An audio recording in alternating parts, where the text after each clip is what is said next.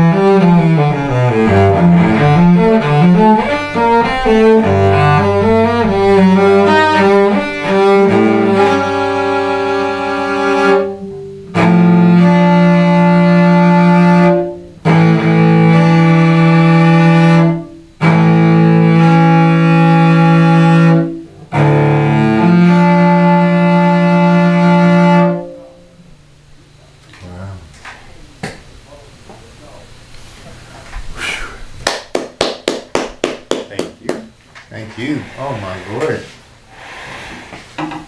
Well, tell us about why you picked this to play.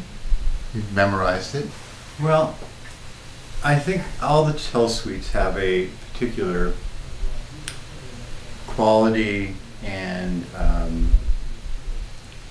different kind of perspective. I think Bach was a tremendously religious man, And I believe each one of the suites celebrate in some way his faith. The D minor suite, to me, is very introspective. It has a lot of, to me, a reflective quality of you know, his relationship to God, his gratitude to God, but somehow a struggle of am I worthy of God's love, or a reflective quality to that. And I just find that, to me, I love the suite, and I find the more I play it, the more that I experience, the more that it opens itself up to me. Said you could take his time. Oh, right. I can have an hour for that. We can have an hour. Okay. Well, maybe I'd play it again since I Yes, didn't get a chance to warm not up. Yet, not yet. Yes, we will do it again. But I want to hear. So, yes. all right. But it's actually just it's just personal preference. I mean, they're all spectacular pieces, but for me, the D minor, I find there are times where I can. It has some sort of reflective capacity. It helps me open up on my own capacity to reflect on my relationship with my higher power. Well, that's a lot.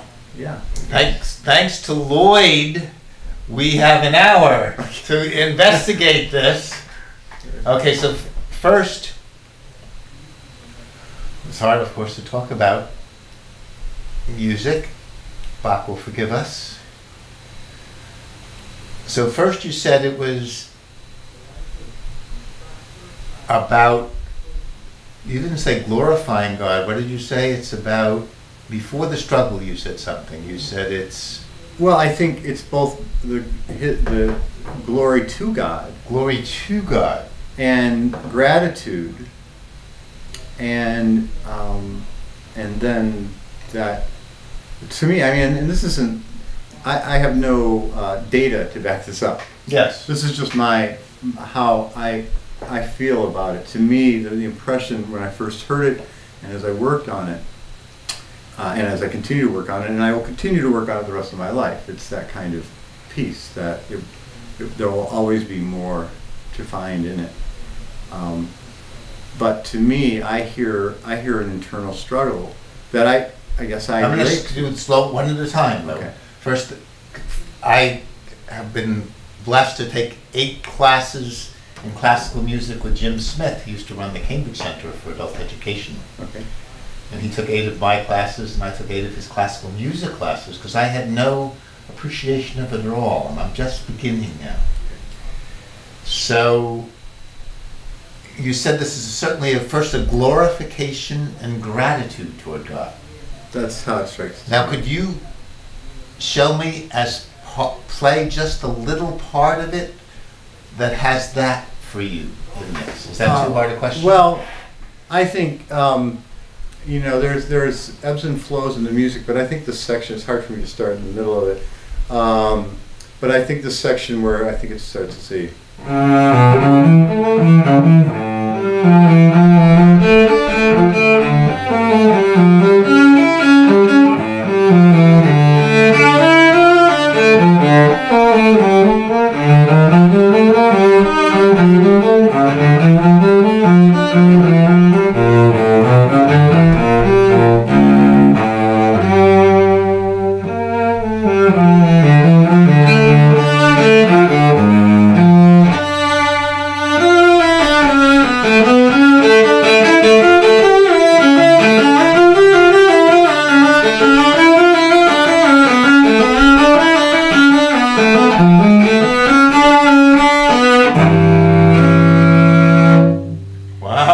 I think it's very dramatic, and I can just, you know, we all get different visions in our mind, but to me, you know, I think of, you know, someone sitting by themselves saying, how can I consider myself worthy of all these gifts? How do I say thank you? So you're moving to the second part already. Maybe they're together, right? I think they are. They go together, so we're not going to break them apart. I don't think. I mean, I think that the gratitude and the sort of conflict of like, I'm so grateful what I've been given, but am I really worthy of it? I felt that in the How do beginning. I There's a express it? sadness at the Yeah. beginning of what you just played. Yeah. And you told me that minor is a sadness. Yeah, I mean, I think sadness is sort of the base emotion of a minor mode. I mean, it's more complicated than that, but. And then I felt in the sadness, then it started to be quite. It built some momentum up. Yes. It's like, what do I don't know. I think that this is where we reach a barrier, because music is a way to express that which can't be really verbally communicated. Yes. So I think that our language is so limited, for me to try to articulate what I think he's trying to convey is going to fall short, no matter how I describe it. Doomed to failure. Right. Talking about it. And it's almost, it's like the Mark Twain thing, right? Like, it's better for me to keep my mouth shut and keep in doubt that I'm an idiot than to open my mouth and confirm it, yeah. right? Yeah. So. But you've seen this show before. Have we been afraid of someone would stop me in the street and said, "Oh, you're the guy on television who's not afraid to make a fool of himself." Right. Well, I play my cello. I thought we would, get warmed up and everything. So, I think my playing will improve as the show progresses, because Yes. I'm getting a little warmed up. So, but that's the way it goes, and So that's not really what it's all about. So see, I'm a poet. So, but to do it in music is like the more primal feelings in some ways, without beneath words. Beneath words. Or beyond words. Beyond words. Both. But yeah. and I am not worthy. The famous Catholic prayer. Lord, I am unworthy to come under thy roof. Speak but the word, and my soul will be healed. Well, I think for me, but what I find, when I talk about this, I think about the context which Bach was writing, early 1700s, by appointment. Everything he's writing, everything is, solo Dei gratia, right? All glory be to God. I think, since we use the term new paradigm, I think that for me, where I start to, evolve or something, is the idea that perhaps we are all worthy, and that the struggle is not whether we're worthy in God's eyes, but the struggle is to not be identifying and believing in the false self that we tend to project into the world, and that the struggle is to find our true self. And so the truth self being part of the truth, Part is of worthy, love. is part of the Part of God. Part of Right. yes. And the persona, if you've seen it once here, you've seen it many times, including maybe at this moment. And the persona, which we need to do to survive at the beginning, it's a hard challenge, right? What kind of person do I want to be, given the challenges of wherever we're born into? And then the opportunity, which the New Age helped a lot, to say, hey, wait a minute, there's someone underneath the person that you've tried very hard to create. Person from the Latin is persona, which means mask. Mm-hmm. And there's nothing wrong with that, I don't think. That's part of it. Someone once said, if you have to have an ego in order to transcend it. Well, that's, yeah, right. Yeah, and I don't pretend to know a lot about anything actually anymore, but that's part of growth. Mm-hmm. Because there was a time where I would talk on topics I didn't really know anything about, but I would want to convince you. I'd know enough for a cocktail conversation. Yes. So I could convince you. So, in terms of today, the struggle, obviously there are those that, have their particular faith or religion, and whatever that is wonderful for them, and I'm not judging it or saying, I'm just saying that I think for me, as I play this music and I think about what it means, the struggle of being worthy. Well, the fact is that I think that, I don't want to say I think, I feel that we're all part of a totality, of something larger, something greater than ourselves, and that we are already whole, but somehow we don't believe it. And so the struggle is to shed these skins and these layers and these masks, as you say. I believe it, but I forget. Yeah. Oh, I don't feel it. That's a difference.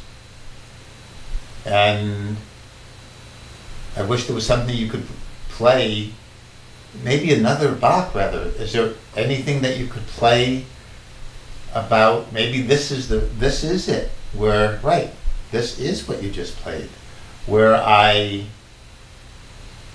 believe it, forget, don't feel it, but it's true. That's what this might be about. Is that true? Maybe, well, it's as true as anything else. I don't know. I can't tell you that is what it's about for you is different than what it's about for me. Yes, I'm just learning from you, really. But I think that yeah, you know, if we think, I mean, I enjoy, you know, reading maybe some stuff that's more Eastern or Buddhist in nature. If we think about, you know, this idea that we're not really separate from God, but somehow we've bought into the fact that we are separate. Mm-hmm. And it's about finding our way back. Yes. There's many different paths, I suppose, to finding your way back. But for me, some of the things that I've been exposed to recently, I'm starting to become more aware of the fact that it's not a problem with having particular masks or whatever. It's when you identify with them, when you mm-hmm. believe that that's who you really are. So I know this is a mask. Right now, talking to you, I have no problem. I know there's another me underneath. Thank you. I might like this me better than the one underneath, but who can argue with taste? Right. That's right. Well, and so, you know, I mean, I don't mean to sound like some, you know, dilettante philosopher or something. It's just, this is just sort of where I'm at with my cello playing. And so instead of playing to try to be the best cellist, period, I'm trying to be the best cellist I can be. Yes. Which is there's a huge difference between those two things. Yes. Now, one is setting a goal that I can never achieve, mm-hmm. because there are hundreds, if not thousands, of cellists that can blow me off the stage. But I can approach the instrument to try to play it as well as I am able, as well as you know, to cultivate whatever gift I've been given. And the point of departure is in truth there, rather than a lie of I'm going to practice so I can be good enough so you think I'm good, mm-hmm. rather than I'm going to play so that I can enjoy playing the cello and hopefully someone else will enjoy it too. So does playing this piece, this is, again, the name of it is? This was the prelude to the D minor unaccompanied cello suite. Oh, so there's a whole suite after this? There's a whole suite. There's Allemande, Courante, Sarabande, minuets, and a gigue. And does playing this, either as you did a few minutes ago or at other times, does that, I would imagine it does, it changes how you feel and maybe even how you think from the moment you start to when you're finished? It does. And it depends whether, for instance, if I'm trying, you know, I may be practicing with a technical focus. So I'm trying to, although I didn't execute very well that time, but, you know, working on my bow speed or my bow changes or, you know, connecting the notes or so. So a very kind of, I'm using the Bach as a medium to work on my cello technique. Other times, I'm trying to, within the context of what Bach's written and the limitations of the instrument, try to express myself without indulging myself maybe sometimes, at least by myself, maybe completely indulging myself. And indulging would mean? Well, maybe taking more liberties than one might say is appropriate for music of the Baroque era. Or you mean, I just letting it loose? Yeah, I'm gonna take time on, I'm gonna play, instead of playing, maybe I'm gonna play.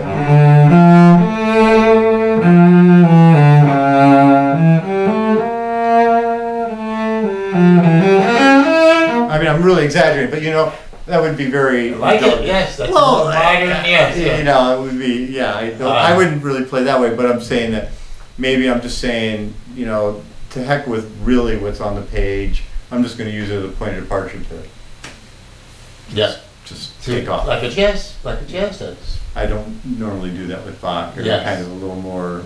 But jazz musicians would do that with Bach, yes? Right, and there's, there's all kinds of examples. Jethro Tull took a beret from, I can't remember if it's one of the Brandenburg concertos or something, but I made it into a really snazzy tune. Yes. It was a snazzy tune when Bach wrote it, but Ian Anderson took it and did something with it. Because you love musical comedy too, and it played for the Boston Pops musical comedy. Is that true? Well, I love musicals. Yes. And even Mozart wrote musical jokes. Mm-hmm. I like it all. Yes. Some I like more than others, but I would say playing with the Pops, we do, by definition, play more popular music, which has more maybe broad appeal to a wider audience. So there may be more comedic elements in that style of music than, say, in a Bruckner symphony. So we were talking before the show about both of us loving Carousel. Yes. Which is a dark musical. Still called probably musical comedy, I think. Well, there's not a lot that's funny about that show. Nothing. Oh yes, there's one song. Yes. Forgive me, may I? Yeah, please. Forgive me, Michelle, too, and forgive me, Donna. Yes. Kevin, sweetheart. Stone cutters cut it on stone. Woodpeckers peck it on wood.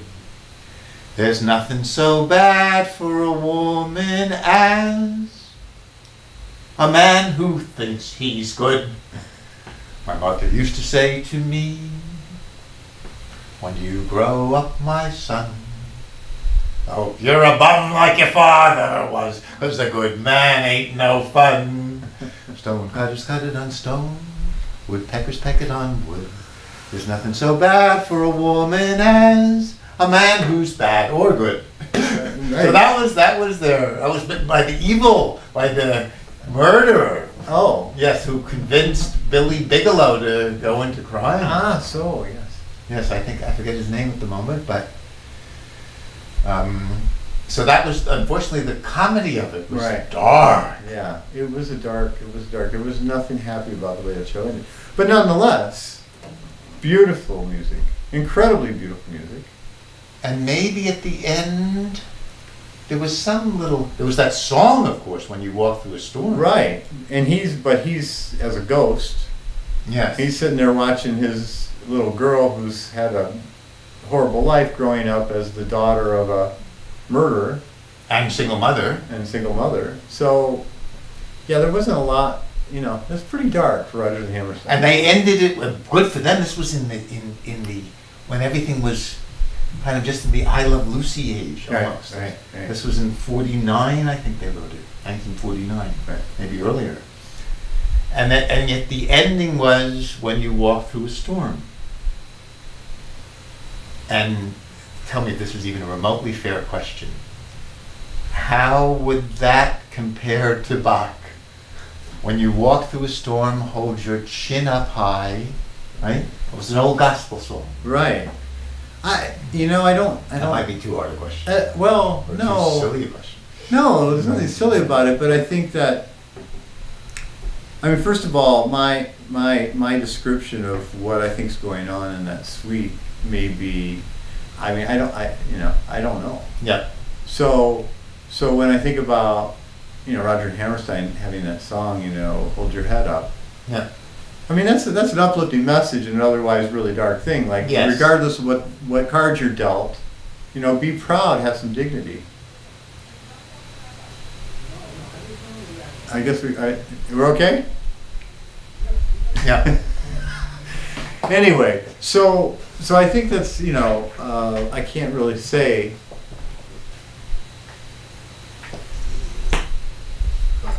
Do we want to Lloyd slot? Yes, we are. Yes. Yes. Thank All you. right, thank you. Thank you.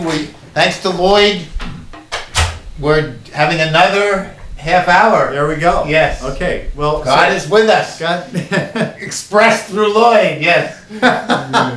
Well, yeah. So back to your question. I just think that I would hesitate to make a comparison there. But Yep. I think that if we just take it up like 20,000 feet, then we're talking about the power of music to convey a message, whether it's with words, Mm-hmm. or whether it's with melody, or whether it's with harmony, or Yep. whether it's with rhythm. Yep. Because really, we can take away melody and harmony, and we can still have music. Mm-hmm. So Drumming. Yes. I think that what's key is that we're open and receptive to something like that. If somebody said, "Yeah, I'm going to play you a piece," and then they got bongos out, most people would like, Mm-hmm. "Where's the music?" Right? And I think that the challenge for all of us is to open ourselves up. I think we're on the verge of some new opportunity here, and to open ourselves up, not just rethinking the old, but to open ourselves up to be receptive to something new. So I'm playing this Bach suite that's written, 300 years ago, or I don't know, more. Does that mean that I need to hold my bow this way and I need to execute and produce a sound as a Baroque cellist? Some would say, yeah. I mean, I use a Barenreiter edition of the Bach suites, which is supposed to be the Bible as far as the right notes, because there are additions to the notes will vary some.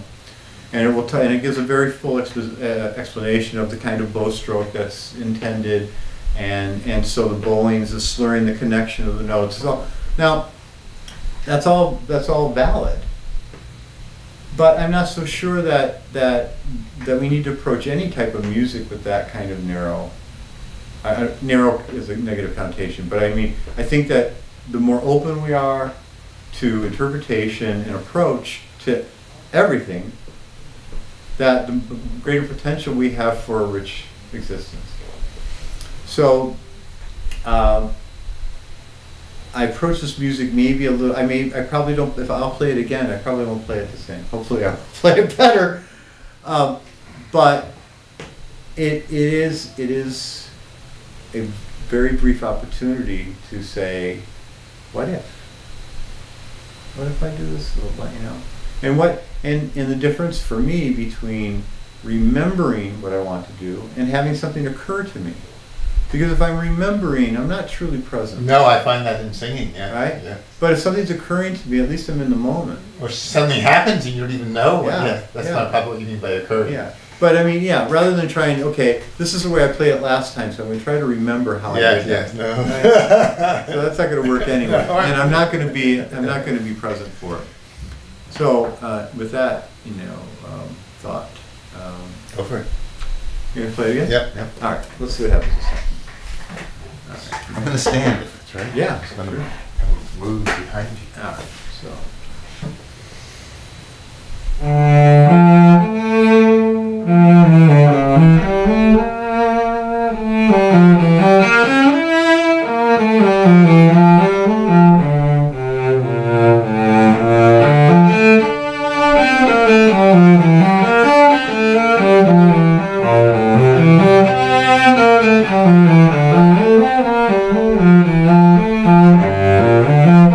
Thank you.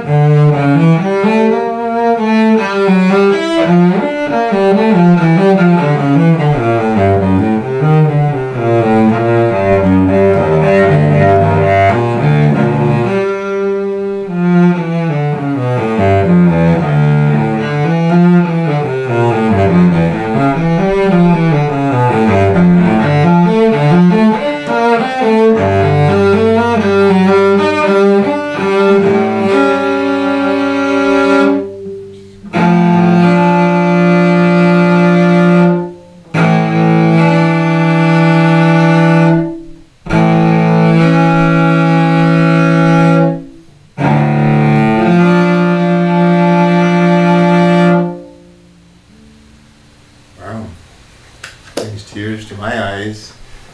Just learning. So, feelings, thoughts about playing at this time? Well, you know, there are certain passages that I feel build some momentum that I seem to replicate every time. And there are other places where, depending on the moment, there's a little more space or it's a little more contracted. And I can't really explain really what, I'm not really thinking, oh, I want to say this at this given moment. It's really something that's just happening right at that second.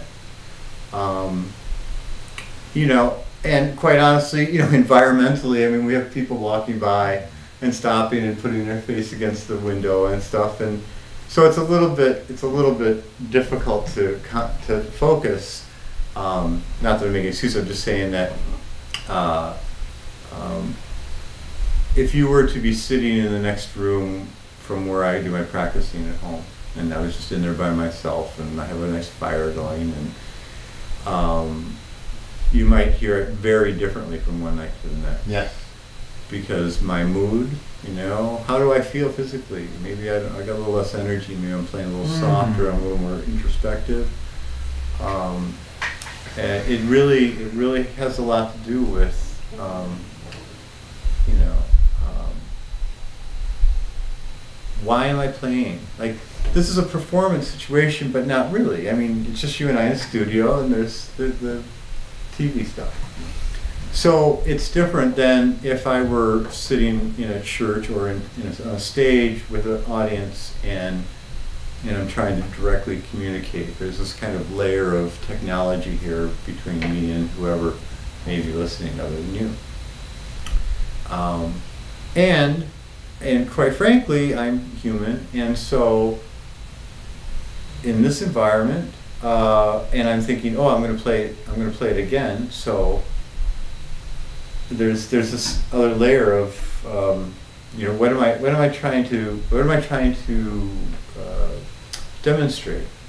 Am I just playing, or am I trying to, you know, sort of emphasize that each performance has a life of its own, and also thinking about what we've just talked about, and do I try to incorporate that into what I'm playing? So there are all these things coming in. So what we have is real-time interpretation, and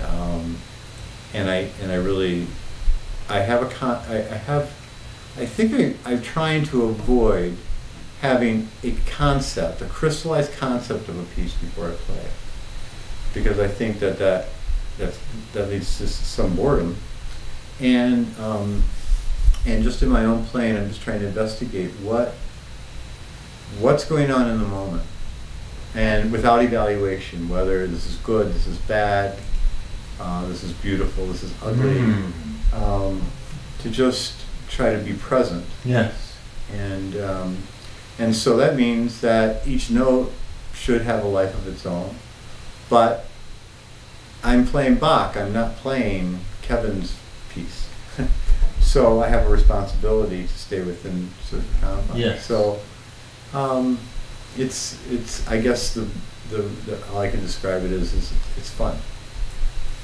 So the drama, which you can hear in Beethoven, you know, one theme and then another, and I was just listening to the Beethoven's Ninth. I have a radio show Tuesdays from 2 to 4 on CCTV, and I was discussing, and then with other people, the clear drama between the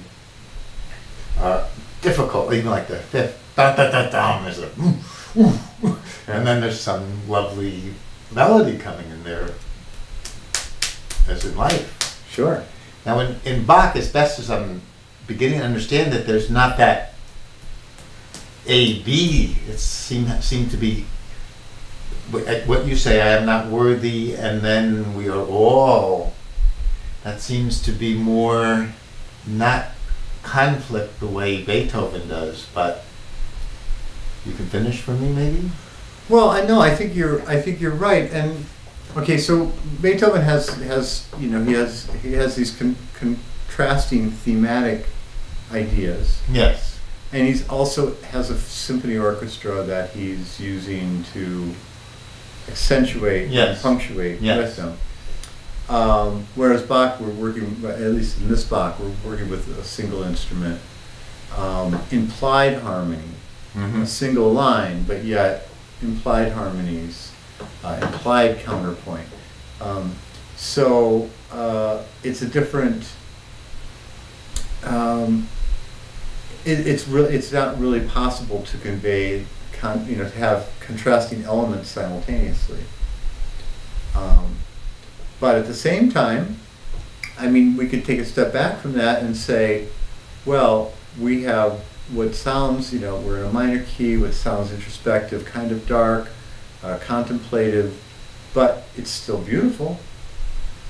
So in some ways, if we're thinking, okay, dark and melancholy, whatever, sad, it still has its beautiful quality. So there's this, his palette is still in colors of light and beauty. And I don't want to use the word sentiment because I don't think that this is accurate, but what he's trying to convey in each suite, I think, is of a different character. And so in some ways, the 6 suites all have, each one has its own character, but if we look at them as a set of 6, there's a great deal of contrast. But even in this one, though, there's exaltation and am I worthy? Right, yeah. There are parts of more drama and then repose. Yeah, I agree. So, and if we think about it historically, we've got Bach writing, 50 years, 60 years before Beethoven, maybe more. I don't know, a little hazy on something like that.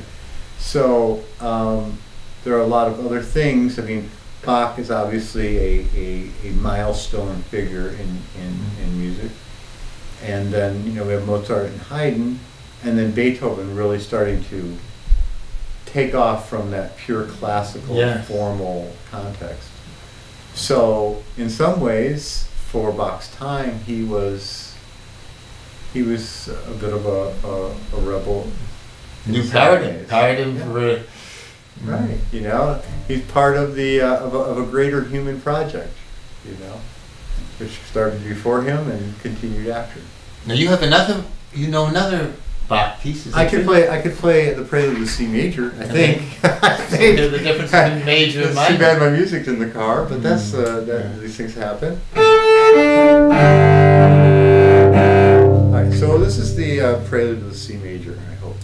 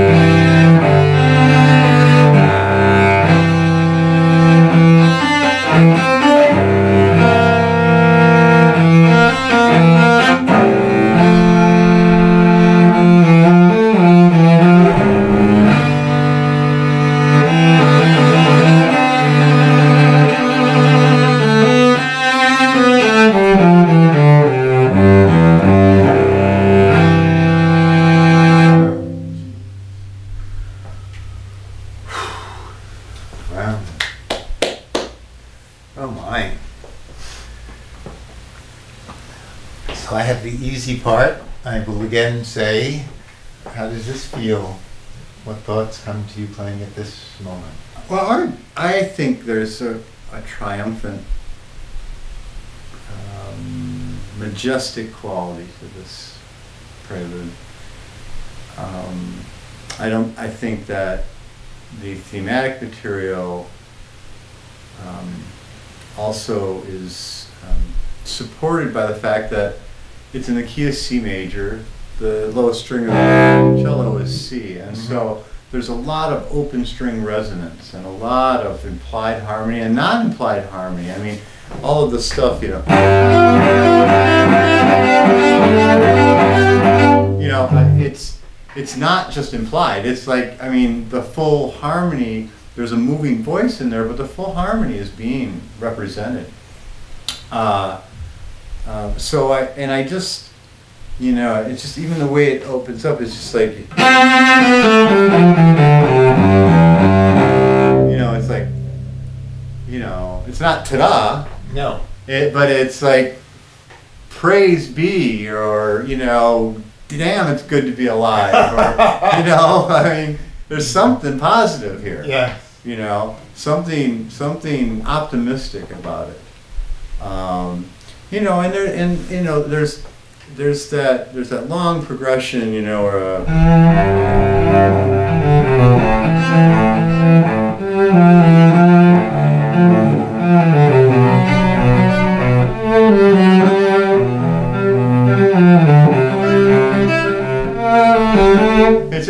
it keeps saying, you know, and then, and oh, and also I feel, and oh my God, and this, you know, and then it ends up in blowing, you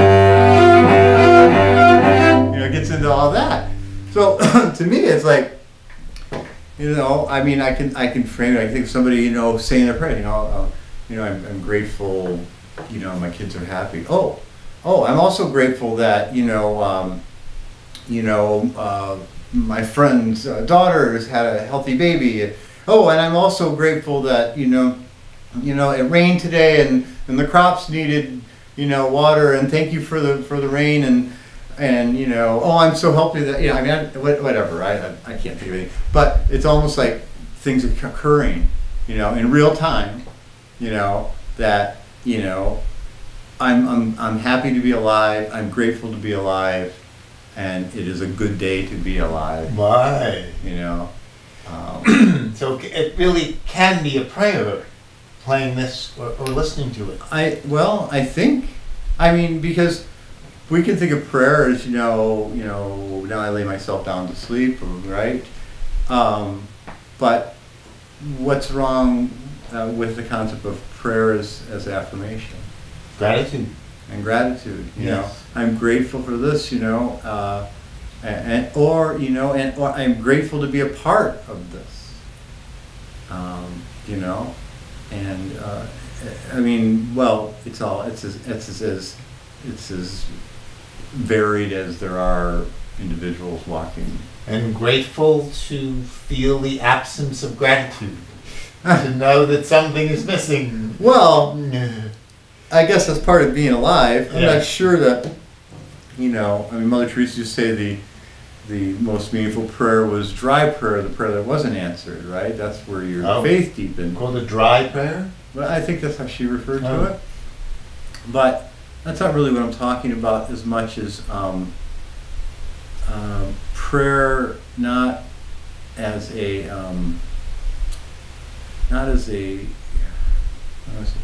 prayer as a part of existence rather than a verb, like a living prayer, like a tree, you mean? Well, why not? I mean, I was reading Osho, and he's saying, you know, I've never encountered a tree that was against me.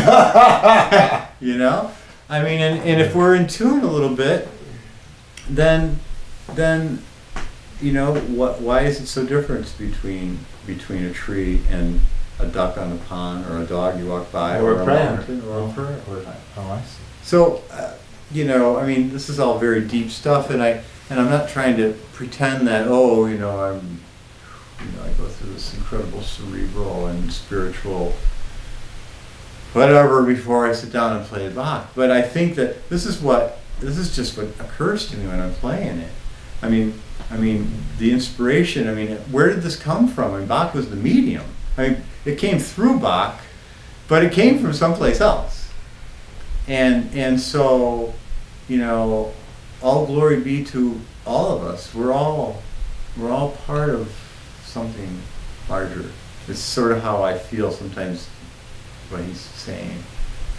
You know, I may be, you know, out in left field, I don't know. But I just can't when I play something like that, I can't help but feel that, that it didn't originate in Bach's mind. It simply came through him. And He might say that too, yes. I know that Stravinsky said something like that when he talked about the Rite of Spring, that he didn't feel he actually composed it, that he didn't say channeled it, but whatever, but I think that many musical experiences have that quality of something greater than the individual, and so I'm finding more joy in my own playing these days. I may miss more notes, but I can't say I'm less concerned. A small price to pay for having more joy. Well, yeah, and then maybe ultimately there'll be this nice end result where I'm not missing any notes, and I'm having the same experience. But I guess the point I'm trying to make is that I sense the joy in this music. I think that it's obvious to me when I'm playing it that it comes from an inspired place, and it comes from a loftier place than simply a room with a man in his his quill and his. So you too are like Bach. You are. I don't think I'm anything. But you're allowing something to come through you when you play it. Is that what you're saying? Well, no. I'm allowing the experience to unfold as however it's going to. Yeah. Like a flower in spring, yes. Well, I can have one experience where I'm going, God, that was terrible. I hated the way I played that. Yes. I can also have an experience where I'm not even sure how I played. That because of where I was or where I was not. Yes. More accurately. I'm not quite sure how I executed, and I don't really even care because I had some kind of musical connection with something. I have a responsibility as a performer. If I'm giving a recital or something, I have a responsibility to practice my hardest and convey something to the audience to the best of my ability. Now, it's not really about I want to do it so that they think I'm good, but do it so that they leave having had some sort of quality experience of some type, or got them thinking about something, or whatever. I like to think of it as we're making something together. Yeah. That I need just as much as, I need at least as much as anybody listening. Sure. So come and help us. Right. Go. Right. Right. What do they say? We can do what I cannot do myself. Oh yeah. Right? Yeah. So, sometimes some of the stuff you talk about it on a TV shows.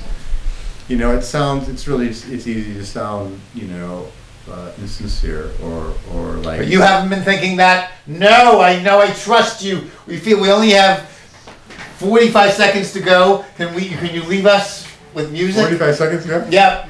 All right. Well, where do you want? Anything, Yeah? just to say goodbye. Okay, I'll just 30 seconds, yeah. All right, we'll go. I like that passage.